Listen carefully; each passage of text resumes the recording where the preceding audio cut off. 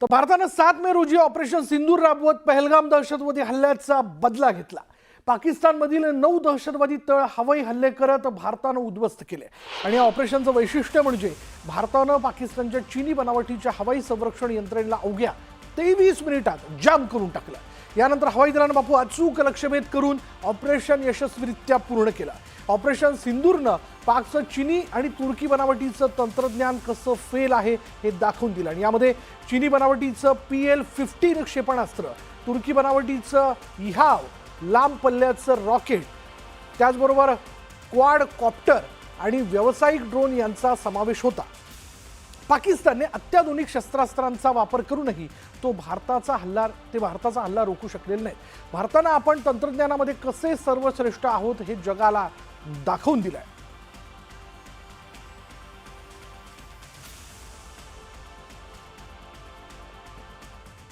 भारतानं पाकची चीनी रडार यंत्रणा कशी केली जाम, जाणून घेऊया। यामध्ये पाकची एअर डिफेन्स सिस्टीम 23 मिनिटात ठप्प करण्यात आली।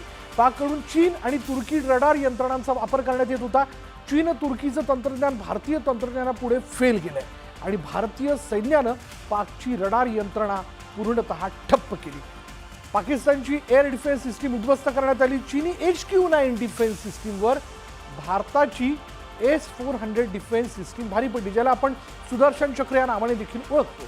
चीनी बनावटीचं PL-15 क्षेपणास्त्र, तुर्की बनावटीचं इहाव लांब पल्ल्याचं रॉकेट, क्वाडकॉप्टर, व्यावसायिक ड्रोन सगळं काही अक्षरशः फेल झालं।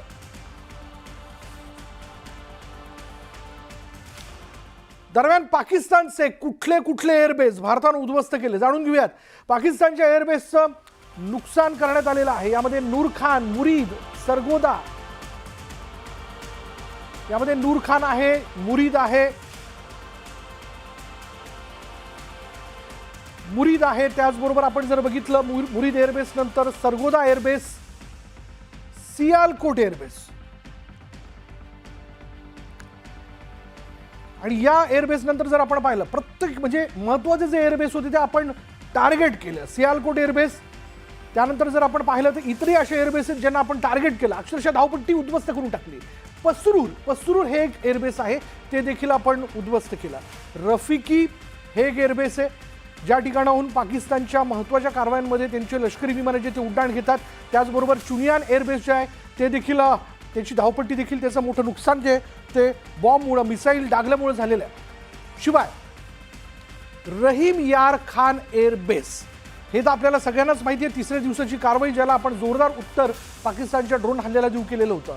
शिवाय त्यानंतर जर आपण बघितलं तर जोकाबाबाद एअरबेस म्हणजे त्यांनी आपले नागरी वस्त्यांना टार्गेट करण्याचा प्रयत्न केला, धार्मिक स्थळांना टार्गेट करण्याचा प्रयत्न केला, पण युद्धांचे नियम सांगतात कधीही अशा प्रकारे हल्ले केले जाऊ नये। आपण त्यांच्या दहशतवादी तळांना, लष्करी तळांना लक्ष्य केलं।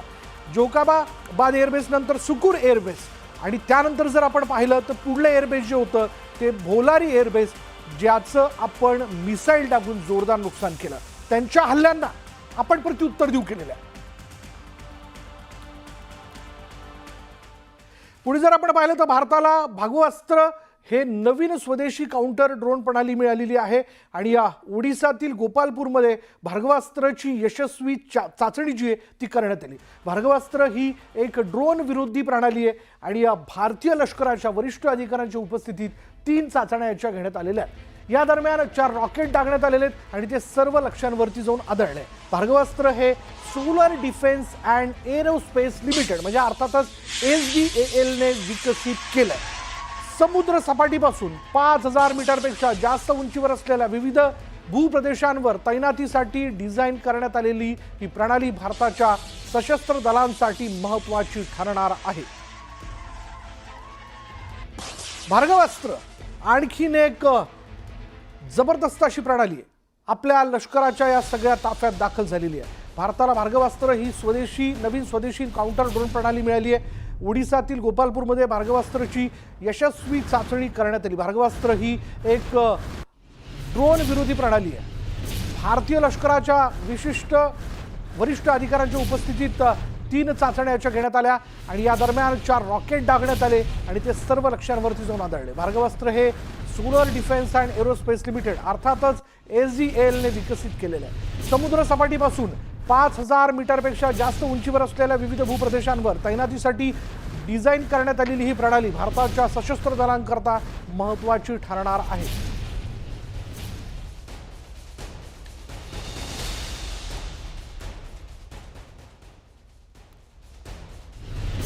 तर मंडळी, भार्गवास्त्राचा पौराणिक संदर्भ महाभारतात वापरला गेलेला आहे. सर्वात घातक अस्त्र म्हणून महाभारतात याचा उल्लेख आहे.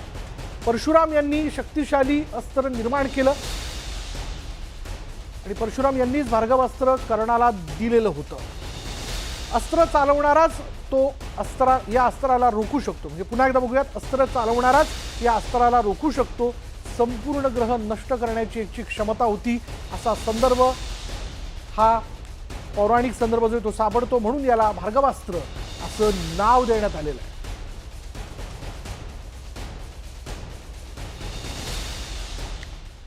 भारतीय लष्कराच्या ऑपरेशन सिंदूरमध्ये बंगळुरूमध्ये जन्मलेल्या ड्रोनने सीमेपलीकडे दहशतवाद्यांच्या पायाभूत सुविधा नष्ट करण्यात महत्त्वाची भूमिका बजावली. अल्फा डिझाईन टेक्नॉलॉजीने इस्रायलच्या एल्बिट सिक्युरिटी सिस्टीमच्या सहकार्याने बनवलेला स्काय स्ट्रायकर, बघा स्काय स्ट्रायकरचा वापर करण्यात आला होता. सायलेंट किलर प्रमाणे या ड्रोनने त्याची भूमिका बजावली आहे. ते एक सशस्त्र UAV आहे जे बॅटरीवर चालतं आणि जवळजवळ आवाजहीन आहे. ते 1 ते 3 तास टिकू शकतं आणि 5 ते 10 किलोग्रॅम पेलोड वाहून नेऊ शकतं. 80 ते 100 किलोमीटरच्या रेंजमध्ये ते कार्य करतं.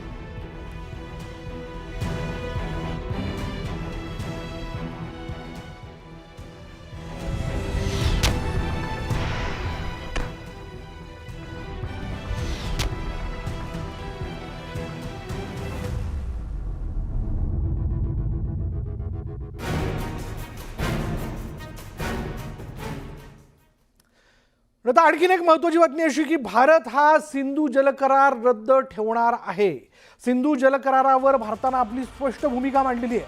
पाकिस्तानकडून दहशतवादी कारवाया थांबेपर्यंत करार रद्दच राहणार आहे. रक्त आणि पाणी एकत्र वाहू शकत नाही असं परराष्ट्र मंत्रालयाकडनं त्यांनी दिलेल्या स्टेटमेंटमध्ये म्हणण्यात आलेलं आहे.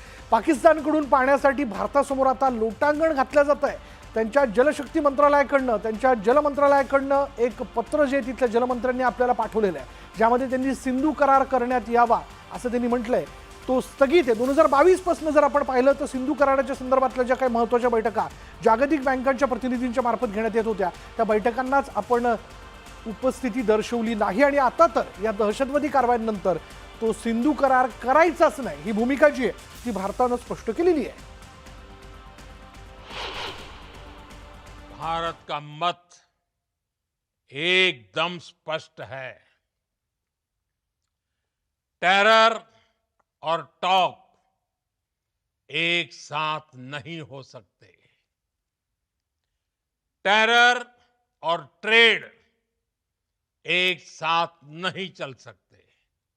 और पानी और खून भी एक साथ नहीं बह सकता. The Indus Waters Treaty is held in abeyance and will be continued to be held in abeyance until cross-border terrorism by Pakistan is credibly and irrevocably stopped.